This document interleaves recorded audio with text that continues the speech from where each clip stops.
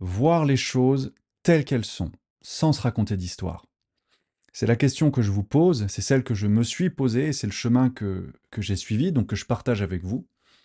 La question est donc la suivante, c'est est-on capable, peut-on tolérer, peut-on être à l'aise avec la réalité objective de ce monde, un monde, je vais y revenir, mais qu'on peut volontiers et facilement qualifier de violent, de brutal, d'injuste, d'absurde, de fou, sans aller chercher à le réparer, à le, comment pourrais-je dire, à le raisonner, à lui donner un sens logique, c'est-à-dire au final sans se créer une réalité parallèle, idéalisée, fantasmée et très souvent spirituelle. C'est-à-dire que les recours que l'on a face à cette folie ambiante, eh bien, c'est d'abonder dans le sens très New Age, effectivement, très Nouvel Âge, très religieux aussi, de se dire que ce monde serait en fait une école spirituelle pour permettre aux âmes de grandir, et que ce serait par ailleurs un royaume divin, mais que c'est nous les humains, avec notre ego,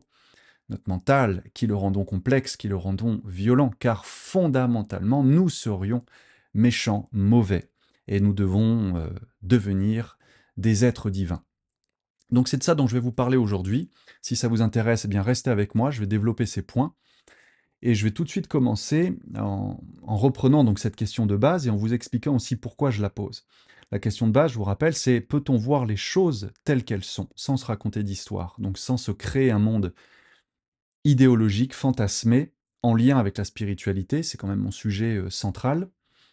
Euh, J'avais dit dans d'autres vidéos, donc c'est un petit peu la suite, hein, il y a toujours un fil directeur d'une vidéo à l'autre, je vous avais invité à faire l'expérience d'être hautement égoïste.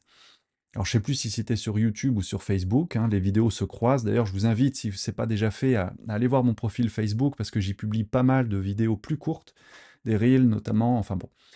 Mais dans cette invitation que j'avais faite à être hautement égoïste, je me rends compte que bien évidemment, les mots étant limités, et puis comme on a tous un filtre avec une histoire, et donc on colore les mots de ce qu'on met dedans, le mot égoïste peut gêner, évidemment. Surtout, surtout si vous êtes, je dirais, dans un chemin spirituel ou si vous avez navigué depuis plusieurs années le monde de l'éveil, de la conscience, du New Age, etc.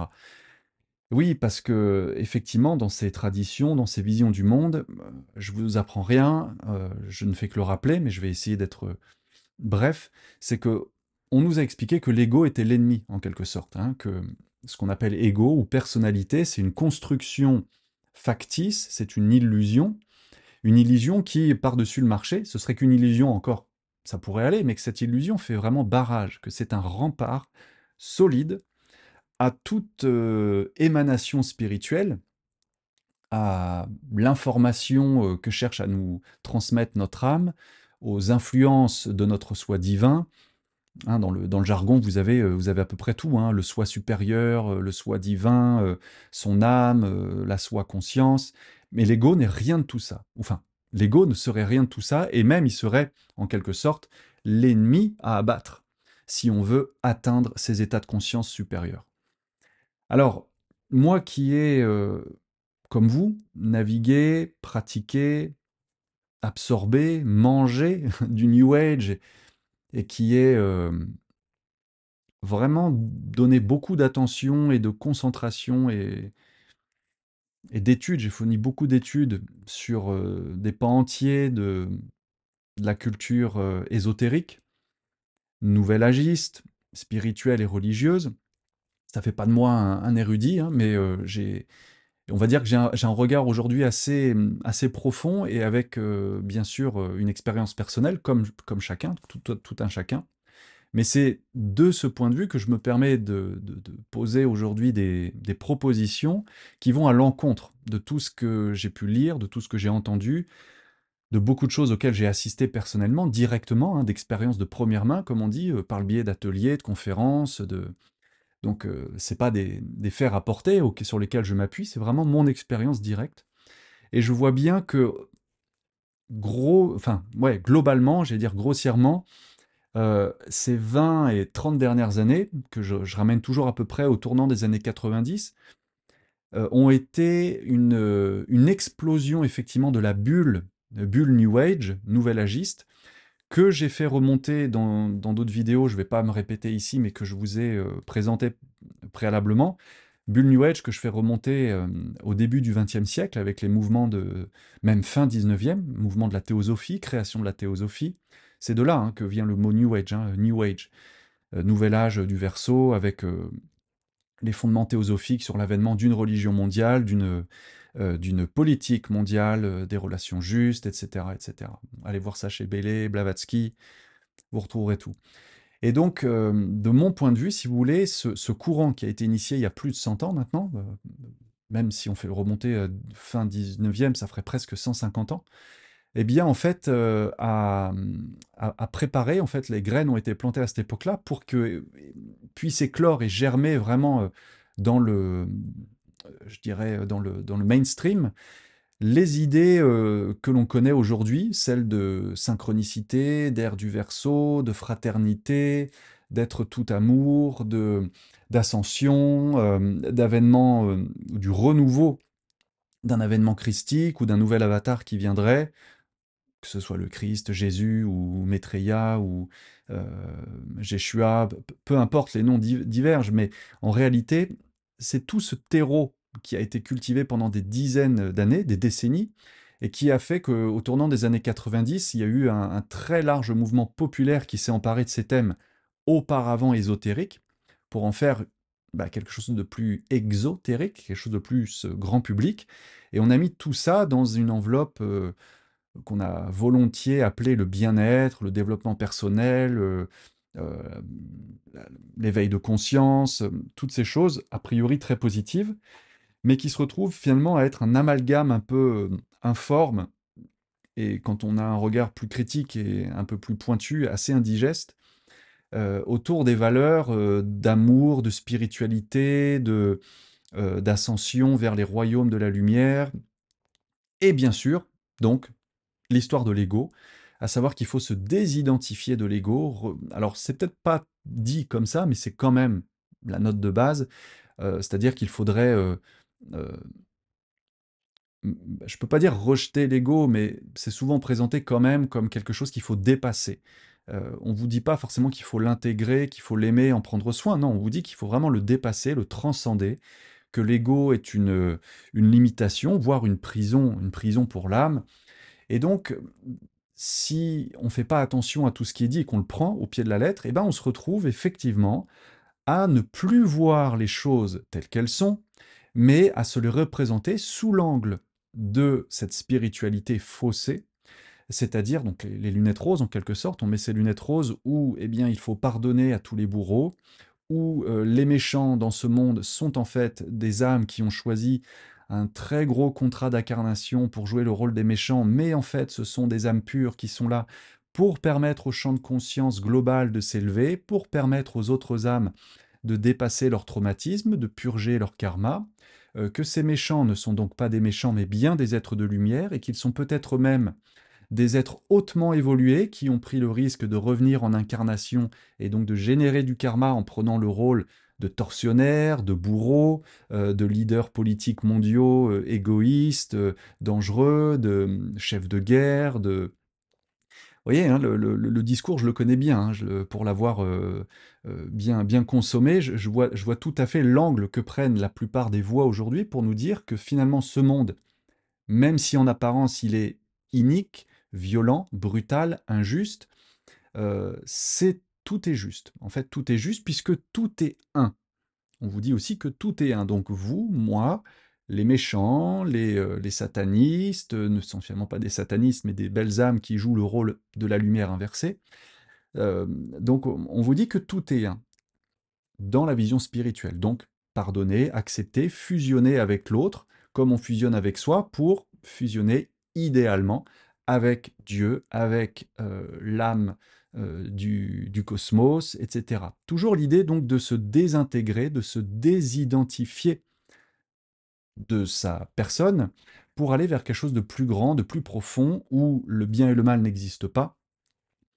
Et voyez, on arrive comme ça dans une espèce de grande soupe populaire où tout ce qui relève de la dualité, le bien, le mal, l'obscurité, la lumière, le négatif, le positif, n'existe pas, puisque ce sont juste des polarités illusoires dans ce monde, et que il faut les transcender pour être pur amour, pure lumière. La religion, donc du New Age, l'amour, la lumière, hein, c'est ce qu'on entend tout le temps. Ok. Alors, si je refais une vidéo sur le sujet, vous aurez bien compris que c'est un de mes axes, mais c'est évidemment parce que dans mon cadre d'activité en tant qu'accompagnant, dans les thérapies que je fais, dans les coachings que j'amène, et puis aussi dans les ateliers qu'on fait avec Corinne, je vois bien, si vous voulez, que beaucoup des personnes qui vont avec toute leur bonne foi, toute leur bonne volonté, avec une vraie candeur, j'ai envie de dire, au sens noble du terme, hein, une vraie pureté, qui s'engagent sur ce chemin spirituel de tout amour, toute lumière, tout fusionner, eh bien en fait, je vois beaucoup de gens qui s'épuisent littéralement à essayer de réconcilier l'inconciliable, à essayer de pardonner l'impardonnable, à essayer de comprendre l'absurde, à essayer de faire coller des choses qui ne sont pas faites pour coller ensemble, et à essayer de fusionner avec des choses qui,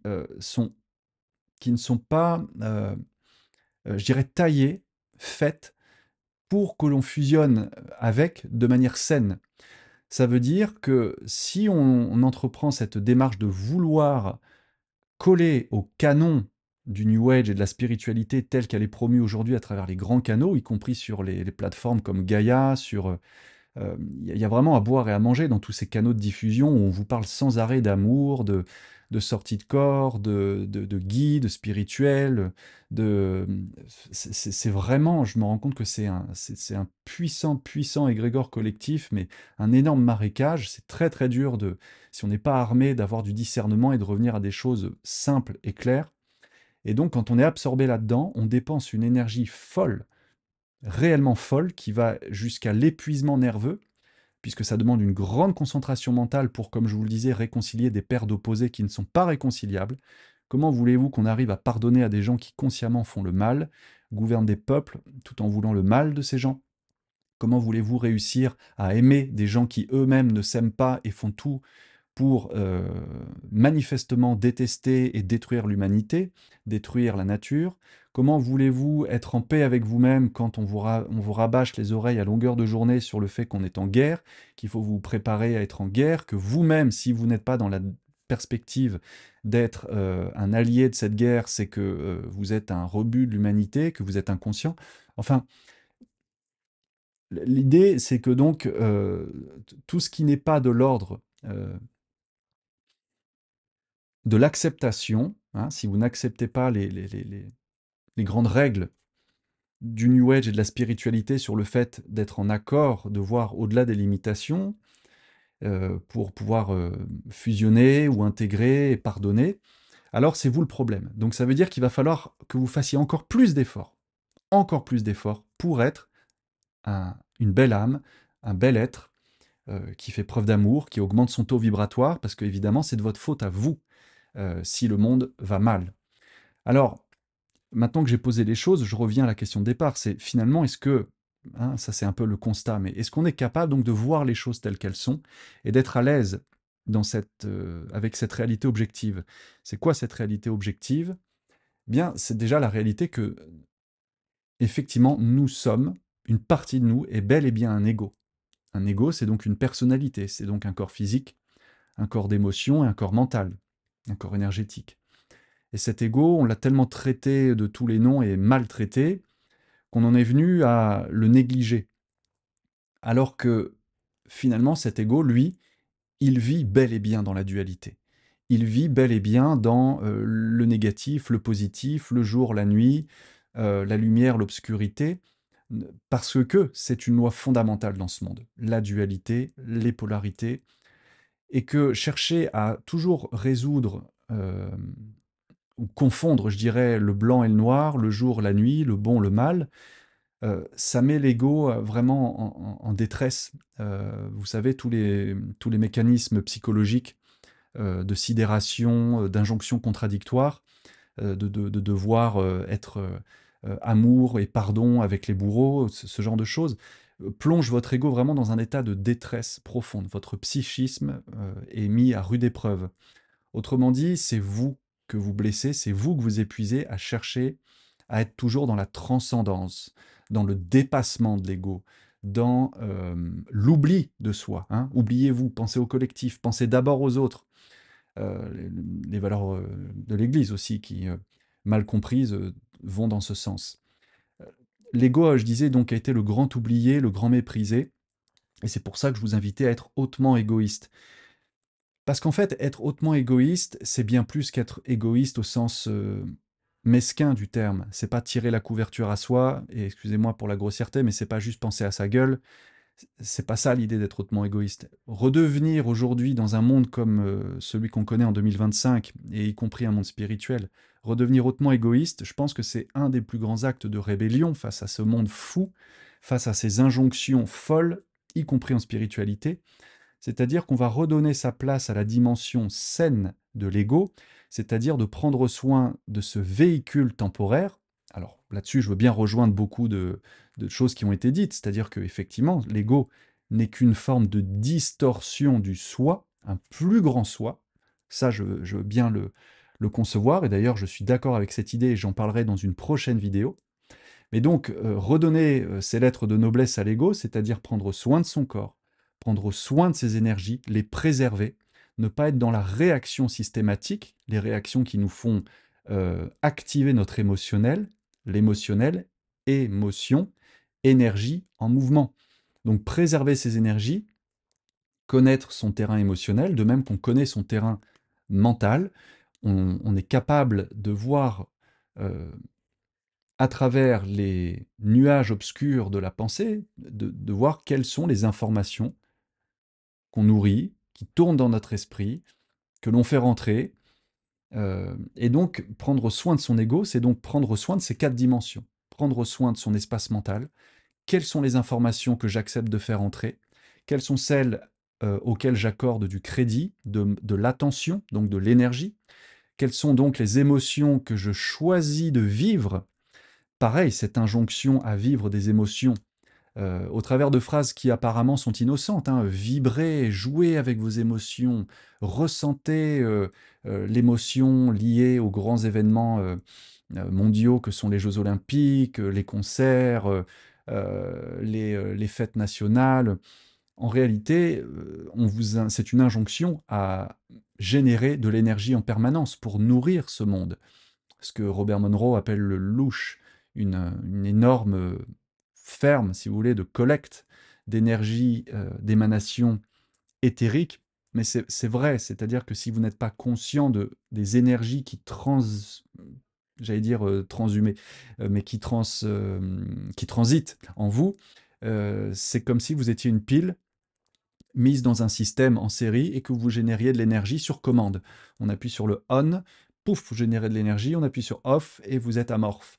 C'est un petit peu cette idée de revenir à son ego, c'est de bien comprendre comment vous fonctionnez, quel est votre terrain émotionnel, pour ne pas être sujet aux manipulations émotionnelles. Peur, réaction, solution. On vous fait peur, on génère une réaction et derrière on vous propose la solution. C'est les principes de manipulation de base. Mais comme on vous a dit qu'avoir de l'ego c'était mal et qu'il fallait pas avoir de l'ego parce que ça veut dire que vous êtes égoïste, que vous pensez qu'à vous, que vous n'avez aucune conscience du collectif, des enjeux collectifs, et que ça c'est pas bien d'un point de vue sociétal, et que c'est encore pire d'un point de vue spirituel, parce que ça veut dire que vous êtes vraiment quelqu'un de petit, de mesquin, d'identifier à la partie la plus sombre de votre être, eh bien, vous n'avez peut-être pas appris, ou vous n'osez plus être égoïste, vous n'osez plus donc vous préserver, préserver vos énergies, et vous n'osez plus voir les choses telles qu'elles sont. Parce que c'est là où il y a une vraie dissonance cognitive en spiritualité, c'est que à cause de tous ces filtres idéologiques, fantasmagoriques, de monde astral avec les présences divines, avec les anges, avec les archanges, avec toute cette flotte galactique qui veille sur nous et qui nous dit qu'il faut avoir confiance. Faites confiance au plan. Laissez-vous faire. Asseyez-vous dans le canapé, sortez le popcorn et regardez les élections avec QAnon. Asseyez-vous dans votre canapé, sortez le popcorn et laissez la flotte galactique faire. Vous êtes sous contrôle. C'est tout ce jargon idéologique du ayez confiance, c'est vraiment K, le serpent K dans le livre de la jungle, c'est aie confiance. Je le fais très mal, mais vous voyez de quoi je parle. Cette notion de faire confiance cherche à anesthésier votre sens critique. Parce que là aussi, on vous a dit que l'ego était dans la critique, le jugement. Ouh, bouh, mal, pas bien. Le jugement, la critique, surtout pas. Quand on est spirituel, surtout pas de jugement, surtout pas de critique, c'est de l'énergie négative. Et le New Age a horreur de l'énergie négative. Bah évidemment qu'il a horreur de l'énergie négative, négative pour lui, si vous avez encore du sens critique, si vous avez encore une once de sens critique, c'est-à-dire de discernement, de jugement, c'est-à-dire d'une capacité à jauger de ce qui est bon ou pas pour vous, ça c'est un danger pour le New Age en tant que système de captation de vos énergies et d'endormissement de votre soi profond. Alors là, oui, vous êtes un danger pour le New Age et pour le spirituel, en tout cas tel que défini de manière institutionnelle. Pouvez-vous donc être à l'aise avec la réalité objective de ce monde? Voir les choses telles qu'elles sont? Bah, je vais vous donner quelques exemples que j'ai déjà donnés. Êtes-vous capable d'être à l'aise avec le fait que ce monde, que j'appelle aujourd'hui volontiers une simulation, un simulacre, une matrice, en ça je rejoins beaucoup d'autres, hein, je ne suis pas le seul à le dire, êtes-vous capable de tenir cette idée sans chercher à transformer ce monde qui de toute façon n'est pas fait, n'a pas été pensé, n'a pas été organisé pour générer du beau, du bien, du vrai, du bon, mais qui fonctionne très bien sur les valeurs de destruction, de chaos, de peur, de souffrance, de manipulation, d'illusion, de folie pure, d'absurdité, qui privilégie toujours les mêmes. On vous dit que si vous vous dépassez, que si vous croyez en votre bonne étoile ou que si vous faites beaucoup d'efforts, vous pourrez atteindre les sommets, que tout est là à portée de main, la fameuse loi d'attraction, il suffit de le vouloir pour l'attirer et le manifester. Tout ça, c'est vraiment un piège, c'est un piège terrible euh, pour vous inciter à toujours nourrir ce monde qui est un monde brutal, qui est un monde de division. Et c'est ça sont les bases de son fonctionnement. Est-ce que vous êtes à l'aise avec cette idée? Je ne vous demande pas d'être d'accord avec moi, je ne vous demande pas de me dire ah bah oui, Johan, t'as raison et on est d'accord. J'ai pas non plus envie de faire de débat, à vrai dire. Je fais pas ces vidéos pour ouvrir un espace de débat. Ça ne m'intéresse pas non plus de débattre ou de vous convaincre. Je partage avec vous une vision parce que je sais dans les rapports réguliers que j'ai avec des personnes dans le vrai monde, hein, là je parle des ateliers qu'on organise, des rencontres qu'on a dans le cadre d'ateliers, de conférences, de séminaires, et puis dans le cadre des soins, je vois bien qu'il y a énormément de désillusions, de dégoût, de ras-le-bol, d'incompréhension de beaucoup de gens qui ont travaillé pendant des années, vraiment comme des bons élèves. C'est pas sarcastique hein, ce que je dis là. C'est vraiment, on a tout fait. On a été le bon élève. J'ai suivi à la lettre les protocoles de visualisation. J'ai suivi à la lettre les protocoles de pardon. J'ai fait les exercices de transmutation. Je me suis raccordé au guide pour demander les libérations. J'ai fait le protocole où j'ai écrit sur un papier que je décidais de rompre avec mon contrat d'incarnation pour ne plus servir. Et en fait, ça ne marche pas. C'est-à-dire que ça marche un temps, il y a quelques modifications, il y a des choses qui changent un peu, mais il n'y a pas de transformation. Il n'y a pas de transformation et je continue de souffrir. Et je suis toujours mal dans ma peau. Bon, j'en sais peut-être un petit peu plus, j'en ai un peu plus dans le mental, mais au final, mon expérience quotidienne reste toujours douloureuse. Et c'est là où je vois toute l'arnaque de cette spiritualité savamment entretenue pour vous maintenir dans un état de dissociation entre la réalité objective qui est souffrance, qui est malsaine, et une réalité idéologique fantasmée vers laquelle on vous pousse, vers laquelle on vous force à adhérer, mais qui continue de créer en vous un épuisement nerveux, un véritable épuisement du système nerveux. C'est normal, le cerveau ne peut pas réconcilier ce qu'il voit objectivement, c'est-à-dire le mensonge, la manipulation, euh, euh, comment dire, la violence systémique, avec une idéologie d'amour, de lumière, de paix, où on est tous frères et où on est tous qu'un, où on ne ferait tous que un. Il y a un moment, si vous voulez, l'ego, justement, pour revenir à lui, en tant que structure mentale, émotionnelle, énergétique et physique, l'ego ne peut pas tenir ce grand écart. Il peut le faire un certain temps, mais au bout d'un moment, notre structure matérielle va céder. Et elle commence par céder au niveau électrique, si vous voulez, c'est-à-dire au niveau neuronal, au niveau du système nerveux, donc, c'est-à-dire du lien entre notre cerveau, nos neurones, et puis des ramifications qu'il y a avec nos organes, euh, avec le système des chakras notamment, donc ça peut être les organes liés au niveau du pancréas, ça peut être lié à la zone du cœur, ça peut être lié à la zone de la gorge. Donc il y a tout un tas de symptômes après qui finissent par se manifester, parce qu'il y a de la tension, parce qu'il y a de la résistance, parce qu'il y a une impossibilité à faire euh, coïncider une réalité objective avec la réalité idéologique à laquelle on vous demande d'adhérer. Donc il y a des mal-être réels, physiques, émotionnels, qui peuvent donner lieu à des maladies psychosomatiques. Donc c'est-à-dire que soma, le corps, finit par parler là où votre intellect ne peut plus mettre de sens, et votre corps donc parle avec des souffrances, des douleurs, avec presque une forme de neurasthénie, d'apathie, de fatigue perpétuelle, de chronique donc. Et c'est bien ça le thérapeute là qui parle, parce que je les vois, ces gens-là en consultation, j'ai affaire à eux. Et tout ça, pour beaucoup, beaucoup, beaucoup de personnes, vient de cette, euh, comment dire, de ce fossé de plus en plus criant qu'il y a entre la vision d'une réalité idéologique, d'une vision fantasmée de ce que devrait être ce monde, face à voir les choses telles qu'elles sont, c'est-à-dire le monde, un monde matriciel donc, qui génère de la souffrance, qui est là pour capter vos énergies, qui est là pour vous faire réagir en permanence, pour que vous le nourrissiez donc, mais qui n'est pas fait pour votre éveil, qui n'est pas fait pour votre bien-être. Bien sûr, et fort heureusement, nos quotidiens sont aussi ponctués de bons moments, on est bien d'accord, mais la réalité des choses, voir les choses telles qu'elles sont, c'est donc, de mon point de vue, être hautement égoïste, avoir un ego élevé, élevé, bien éduqué, bien structuré. C'est ça le sens que je donne à être hautement égoïste. C'est avoir un ego comme, comme une maison, c'est-à-dire une maison qu'on entretient bien, qui est saine. Et bien, avoir un ego sain, bien entretenu. Donc, avoir une discipline physique. Je ne vous parle pas de faire du sport, comme on le dit. Je ne vous dis pas allez faire du run, allez vous inscrire dans un cours de CrossFit et devenez super gaulé. Juste avoir une activité physique pour que eh bien, votre système nerveux, votre système musculaire, votre capacité à récupérer soit optimale.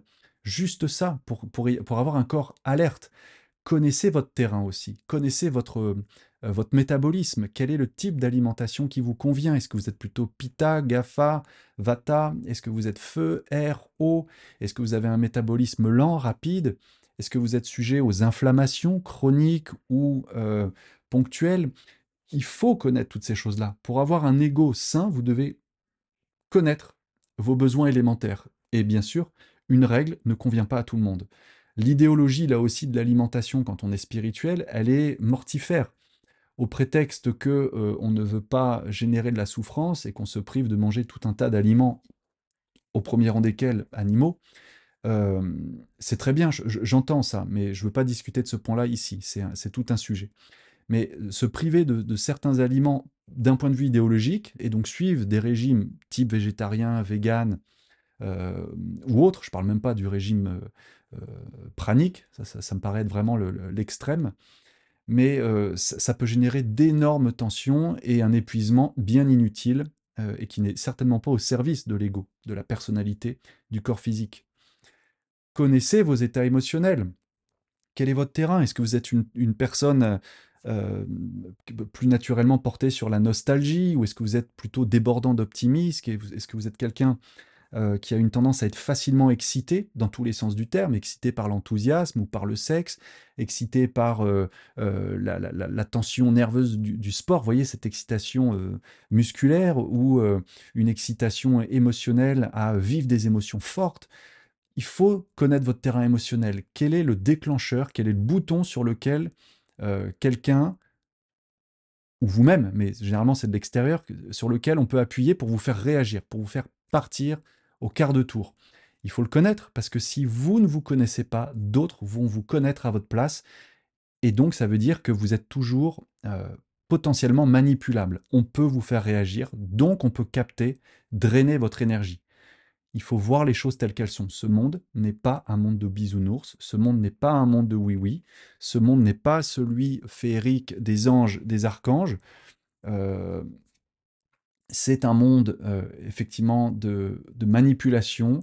Il y a des âmes éveillées, il y en a, je dirais qu'il y a même des personnes qui n'ont peut-être probablement plus d'âme tellement ils sont éloignés de leur vraie nature et qui sont juste comme des automates euh, au service de la matrice et qui sont là simplement pour déclencher des réactions, accomplir une fonction dans ce système monde.